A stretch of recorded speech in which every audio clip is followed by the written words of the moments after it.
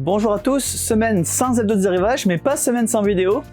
Et pour fêter la fin de l'année, on a décidé de vous proposer un top 10 des meilleures ventes de l'année 2020-2021. Et comme on est joueur, on va vous le proposer un peu sous forme de jeu, c'est-à-dire que Alain va mettre un peu partout sur l'écran les 15 références qui ont le mieux marché chez Parkedge cette année. Et on va vous présenter les 10 meilleurs, à vous de deviner qui est la prochaine. Déjà vous pouvez réfléchir en regardant tous les jeux qui sont à l'écran, lequel est votre top 3, premier, second. Allez, si vous êtes fort, vous allez jusqu'au 5e, peut-être jusqu'au 10e. Allez, c'est parti, on commence tout de suite avec le 10e.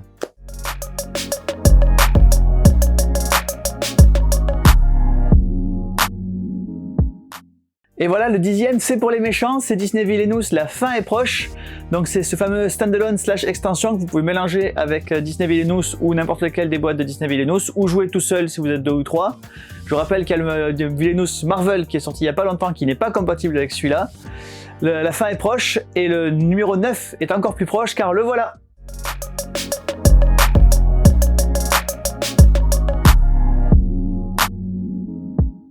Le 9e, c'est encore un jeu à licence. Après Disney, c'est Star Wars, toujours chez Disney d'ailleurs. C'est donc le fameux Unlock Star Wars, celui qui est de difficulté 1 à 2, alors que les Unlock normaux sont de 1 à 3, donc voilà, plutôt pour les plus jeunes. Et tout de suite, le numéro 8.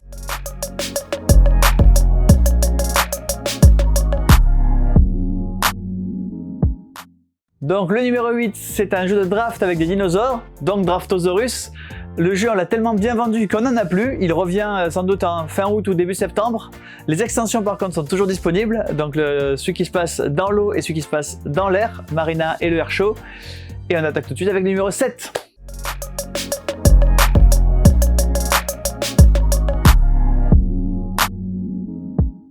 Le numéro 7, il tient dans la poche, c'est le fameux Punto, le jeu que vous amenez partout en vacances.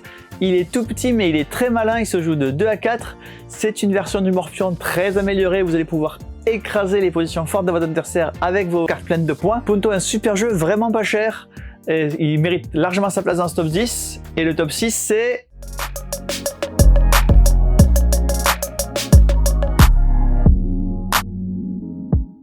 Le top 6, c'est mon chouchou. Moi qui suis un fan de belote, de tarot, de bridge, je ne pouvais qu'adorer The Crew. The Crew, c'est tous ces jeux-là en version coopérative, où vous allez donc jouer de façon à faire gagner à vos partenaires et à vous-même les plis que vous devez gagner. 50 missions qui sont hyper rejouables, et dès septembre, le The Crew 2 qui se passera sous l'eau. Alors honnêtement, le thème, on s'en fiche un peu, mais il y a une mécanique un peu différente pour fixer les objectifs. The Crew, l'As d'or, The Crew, le Spiel des Jahres. The Crew, mon chouchou.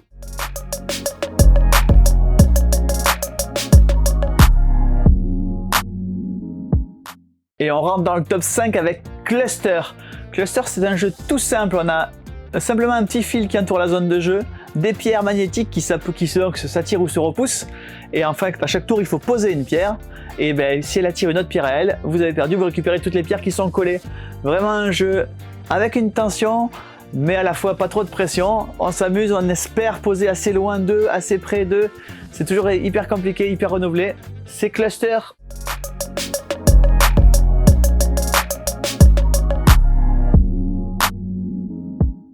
Numéro 4, au pied du podium, la médaille en chocolat, c'est Taco Shabook Cheese Pizza. 5 mots qui n'ont rien à voir, mais pourtant vous allez voir que vous allez les répéter en boucle pendant les parties de ce jeu. Donc si vous tournez la carte Taco au moment où vous dites Taco, eh bien tout le monde tape sur la table. Vous répétez en boucle Taco Shabook Cheese Pizza, c'est hyper facile et c'est hyper rapide. C'est le numéro 4 de ce top 10.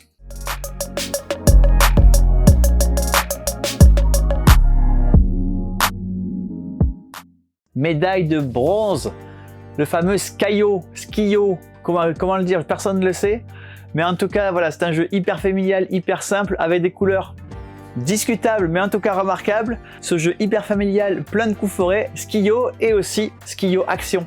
Et là on arrive sur les 2 derniers, alors attention, réfléchissez bien dans tout ce qui reste, lesquels vous voyez au top de la liste des ventes de cette année chez Parkedge. Le numéro 2, c'est...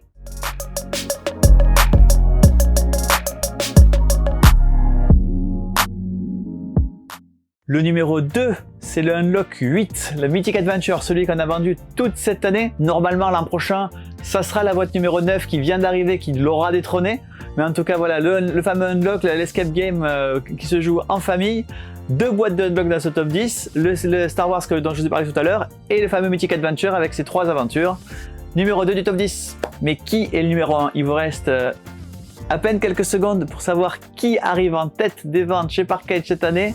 Réfléchissez bien, ça vient tout de suite. Le numéro 1...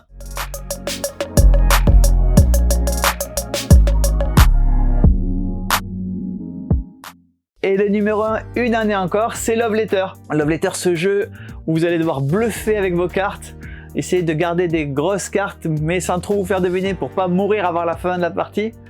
Et voilà, Love Letter toujours numéro 1. Si vous aimez Love Letter et que vous voulez essayer autre chose, je vous recommande très fortement Oriflamme, qui est un jeu que j'adore, qui est à peu près dans ce même esprit de cartes cachées, famille, avec cette même ambiance médiévale, mais qui en plus offre un peu plus de profondeur, qui est un peu plus complexe, parce que Love Letter c'est vraiment le jeu tout simple qui se prend dans la poche. Numéro 1, une année de plus du top 10 de Parkage, Love Letter. Et voilà, le top 10 il est fini. Peut-être des surprises ou peut-être vous aviez tout prévu parce que vous êtes hyper fort.